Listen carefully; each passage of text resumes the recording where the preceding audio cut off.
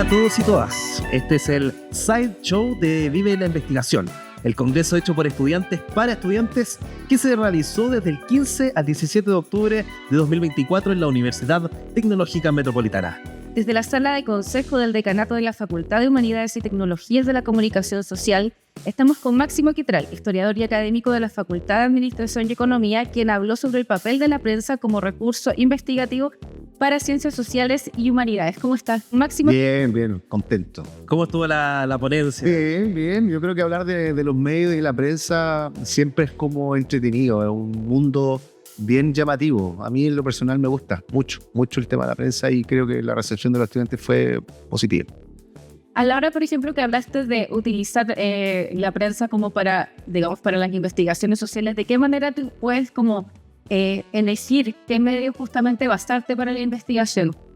Sí, bueno, entendiendo que era medios de los años 30 en adelante, los criterios de selección eran la cantidad de tiraje en su momento, comprendiendo que en la actualidad la mayoría de la gente tiene el medio de comunicación en un celular. No, en esa época había tiraje, en qué zona estaban publicando, si era en una ciudad distinta.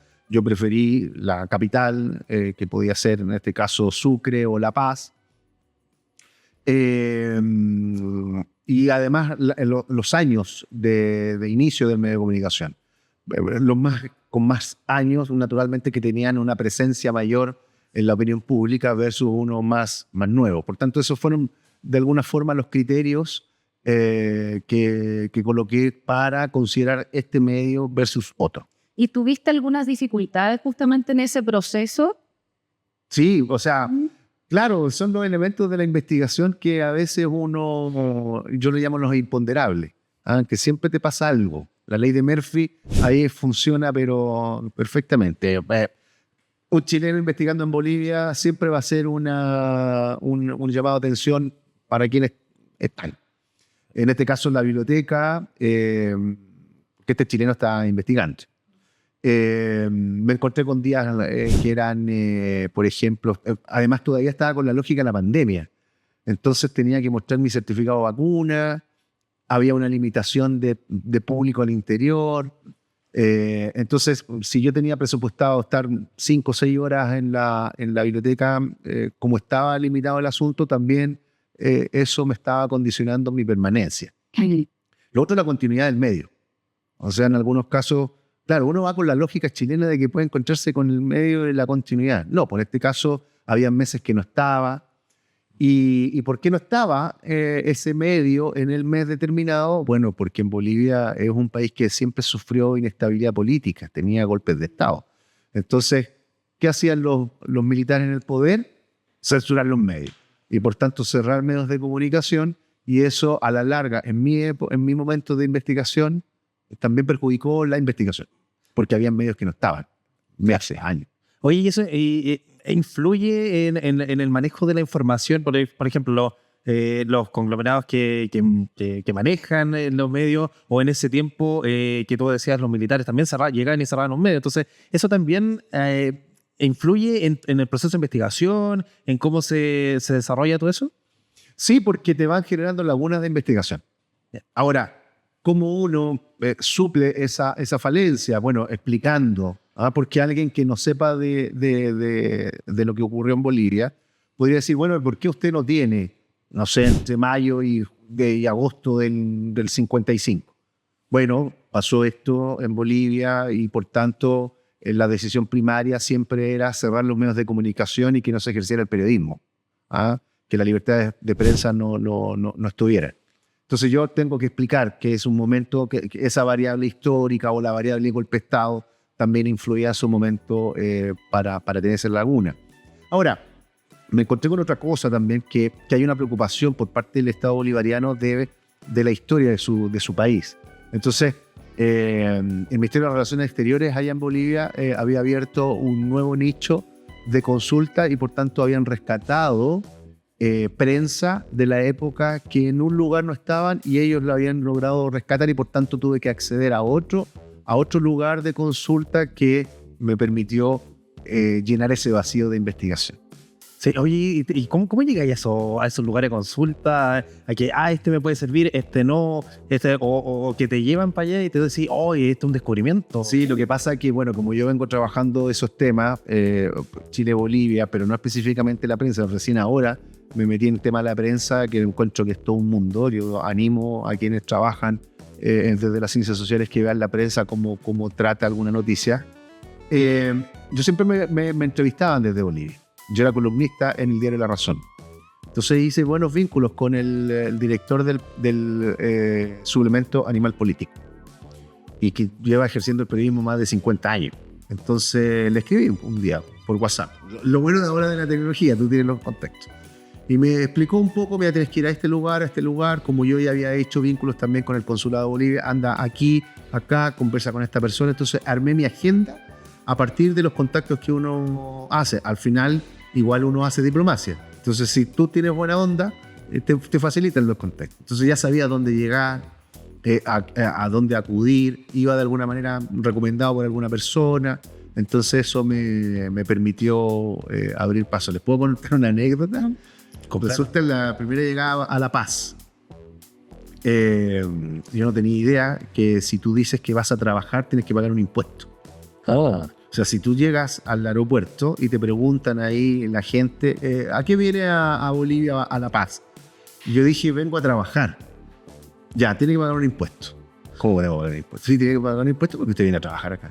Y ahí tuve que tratar de intervenir y me acordé que tenía el conocido acá, el consulado, del cónsul. Le dije, no, pero es que estoy trabajando con el cónsul.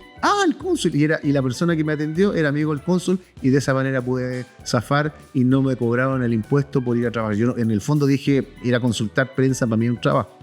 Pero no digan eso, digan que vayan de turismo porque si dicen que van a trabajar les van a cobrar un impuesto. Y zafé. Si no, habría estado en un problema, porque si no, no podía entrar. O pagaba el impuesto o tenía que volver. Oye, la tremenda diferencia ahí con Chile. Exacto, pero entonces, ¿qué hubiese ocurrido si yo me tengo que volver? No hago la investigación. Sí. O sea, el costo era muy alto. Ese es como algo que me pasó en Bolivia. Y por ejemplo, este tema de la prensa, ¿qué temas te parecen interesantes como ahondar en el tratamiento quizás de la prensa en diferentes periodos o situaciones que te parece como que sería como consejo quizás para otros investigadores meterse por ahí? Sí, entendiendo que el tema Bolivia sigue siendo un tema interesante de investigación. Mira, una cosa que me llamaba profundamente la atención, no solo el tratamiento de la noticia, de cómo ellos armaban la noticia o presentaban la noticia. Me encontré hasta con espías chilenos que fueron, o sea, espías bolivianos detenidos en Bolivia que estaban trabajando para el Estado de Chile. No sé, es todo un mundo. Pero lo que descubrí es que la prensa y los medios estuvieron trabajando codo a codo con el Estado, los presidentes de la época, y por tanto amplificaron casos de diplomacia con toda una estrategia comunicacional. Yo siempre pensaba que durante la demanda de Bolivia a Chile ante la Haya hubo todo un despliegue comunicacional. O sea, yo estuve en su momento allá. Y siempre pensé que ese había sido como el primer proyecto o el primer desarrollo comunicacional, de estrategia comunicacional. Pero descubrí que esa no había sido la primera.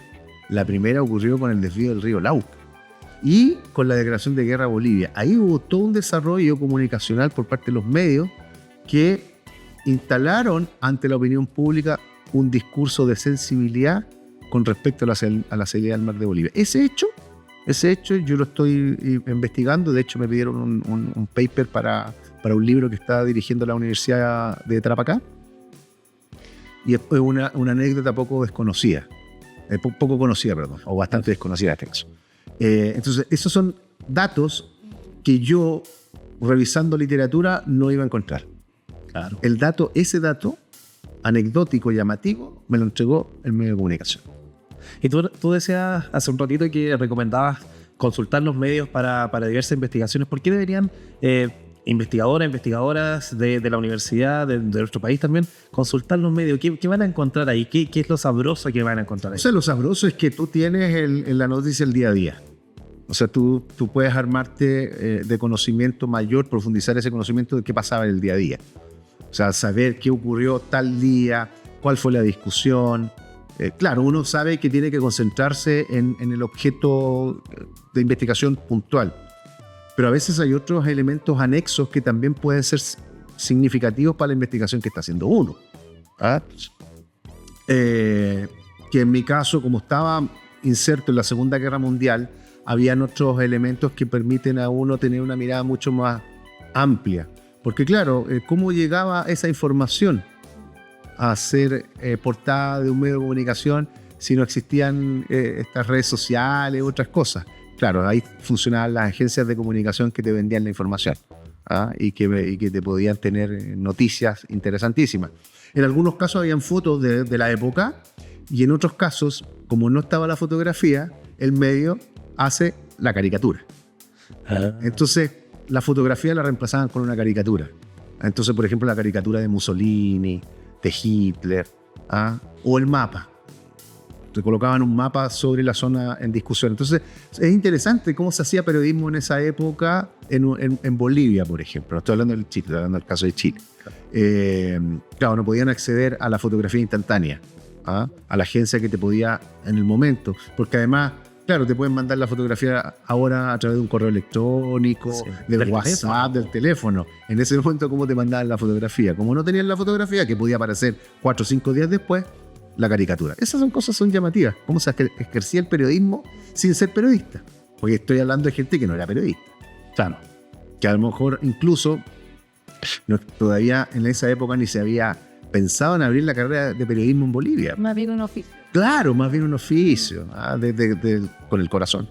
Claro, que igual como muchos que se han hecho en la calle haciendo... Exacto, aquí en Chile el periodismo se construyó así, que se encontraban en algunos bares y ahí empezaban los periodistas a armar la noticia. Pero claro, volviendo a la pregunta que tú me hacías, ese es como lo interesante, o sea, cómo tú puedes generar una cronología del hecho que estás investigando.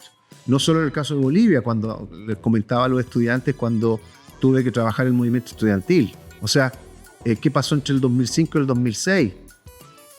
¿Dónde puedo conseguir qué pasaba en esa época? La prensa. La prensa me generó esa duda. Yo tenía, por ejemplo, como dato en mi mente el movimiento del pingüinazo, el 2006, ¿cierto? Y yo lo tenía en mi cabecita como que duró 6 meses. No, y duró hasta el 2010. Duró hasta el 2010. ¿Quién me hizo a mí explicarle al lector que el movimiento pingüino no se acabó en julio del 2006, sino que continuó con otros actores? Los medios de comunicación. Claro. Porque siempre apareció la noticia. Entonces, los pingüinos no se fueron en el 2006 para la casa. Reaparecieron, estuvieron siempre y reaparecieron en el 2010. El 2011. Iban a aparecer en el 2010, pero acuérdense que en el 2010 no pudieron marchar ni instalar la demanda por la educación producto del terremoto. Sí. El terremoto les bajó la intensidad, pero al año siguiente aparecieron los estudiantes. Y además en el 2008 hubo un debate bien interesante porque estaba la crisis subprime. Entonces, acuérdense que como estaba bancarizada la universidad, los bancos eran extranjeros. Entonces hubo una crisis internacional y la banca, ¿cómo reaccionó? Aumentó la tasa de interés. Eso me lo entrega el medio de comunicación. Claro. Por eso después el tema del interés fue una de las demandas importantes de los estudiantes y una preocupación y una promesa de campaña de algunos candidatos presidenciales. El medio me entregó esa información. Entonces, yo invito a quienes, sobre todo los que están en ciencias sociales, que miren la prensa. Te entrega un dato, pero que es muy, muy rico en términos de contenido y que normalmente en la literatura, en los libros, está ausente. Y que te ayuda a la cronología también. Es que claro, o sea, cuando yo estaba haciendo el movimiento estudiantil para Argentina, mi director de tesis me decía, bueno, ¿qué pasó entre esta época? Me tienes que contar qué pasó en esa época. Entonces, ahí me puso una presión. Entonces dije, el medio de comunicación. El único que me puede resolver qué pasaba. Y había marcha. Entonces ahí el libro, cuando ustedes lo lean, vean los capítulos del movimiento, está todo cronológico para evitar las lagunas de contenido. Claro. Y en el caso de como consejo que se le puede recomendar a los estudiantes o investigadores a la hora de justamente buscar prensa, ¿qué tomar en cuenta quizás? Tener más cuidado con algunos medios, basarse en solo escritos televisivos más bien formales. Mira, yo no creo que hay que tener cuidado con los medios. Yo creo que tiene que ser investigador y tiene que ser lo suficientemente objetivo para evitar cualquier tipo de mala interpretación. Y uno tiene que fijar ciertos criterios. Por ejemplo, no sé qué tipo de noticias quiero investigar, por qué este medio y no otro, porque tengo que explicar por qué me interesa el Mercurio y no me interesa The Clinic, por ejemplo. Sí. Porque naturalmente que lo más importante, el Mercurio es uno de los diarios más antiguos de Chile, que no nació en Santiago, sino que nació en Valparaíso. ¿Ya? Ese puede ser un criterio histórico. Tal vez la concentración de la publicidad también, su perspectiva ideológica, que es importante decirla.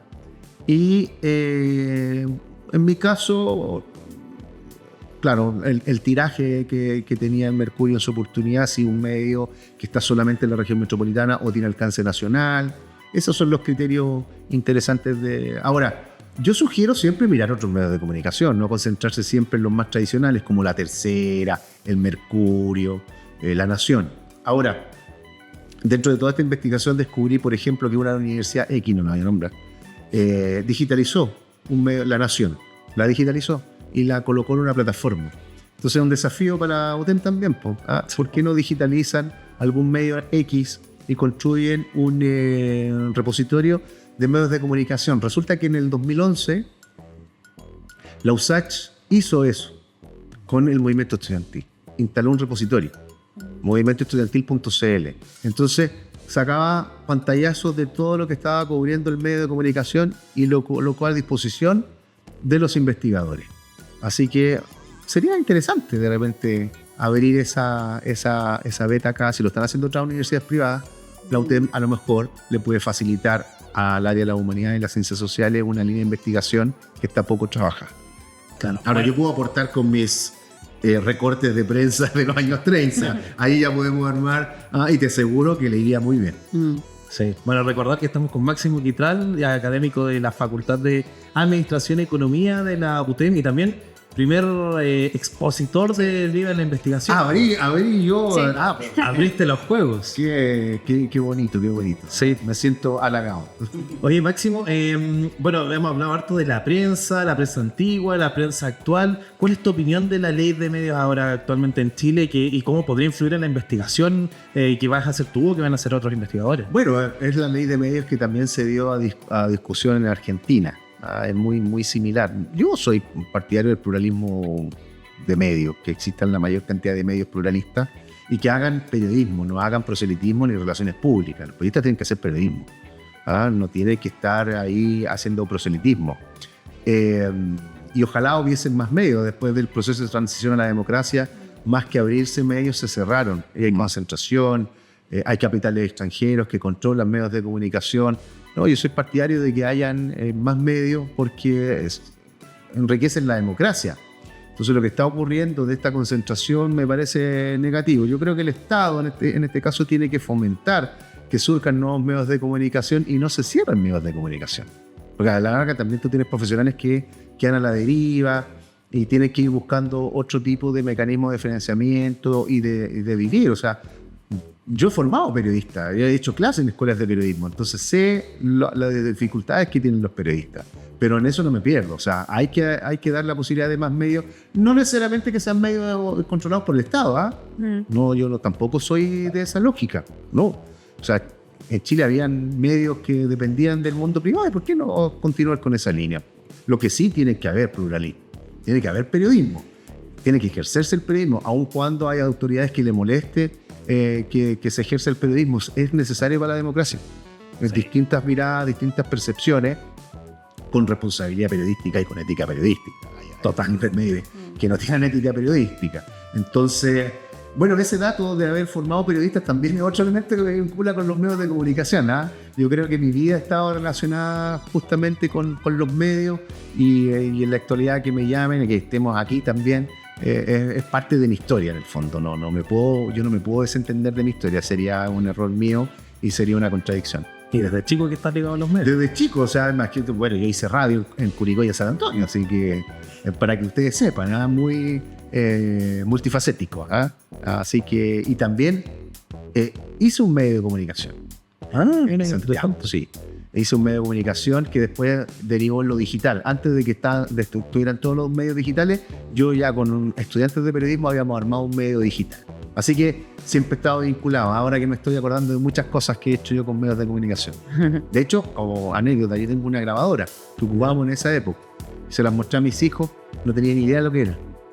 Les mostré un cassette y ¿qué es lo que es esto? Es como el cassette de lápiz. Exactamente lo mismo. Y la encontraron fascinante. La encontraron una maravilla. Bueno, cosas que uno no tiene todavía de esa época. Sí, oye, ¿qué se siente ser el que abre el Congreso y ven a investigar? Yo no sabía que no abrí el Congreso de partida. O sea, asumí una responsabilidad, ¿no? Es bueno, porque qué bueno que se estén dando a conocer este tipo de investigaciones. No es mi investigación principal, lo transmito. No es que mi investigación principal haya sido análisis de medios. Pero con la información que he descubierto, agradecer también al Consulado de Bolivia que me abrió la posibilidad de revisar archivos. Nunca había facilitado esos archivos. Este humilde servidor consiguió que esos archivos lo entregaran. Ahí ya empecé a descubrir una preocupación con respecto a los medios de comunicación. Entonces, ya terminando esta investigación, queda pie para formar una nueva investigación, pero centrada en el rol de los medios de comunicación y la política internacional entre Chile y Bolivia. Y les aseguro que es un mundo por descubrir, porque además tiene ese encanto de estar revisando la prensa en papel. O sea, yo puedo pasar horas y horas revisando medio nerd, pero me gusta hacer eso.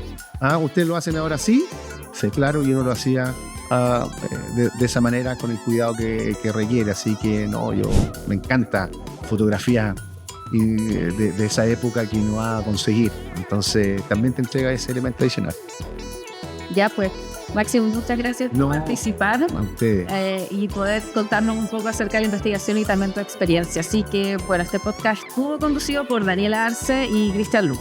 Esta fue una idea original de UTEM TV, del programa de comunicaciones y asuntos públicos de la UTEM. Ya, pues ven que el tema de comunicaciones ahí a un repositorio. Ahí se las dejo. Ahí se las dejo. Ahí la pelota.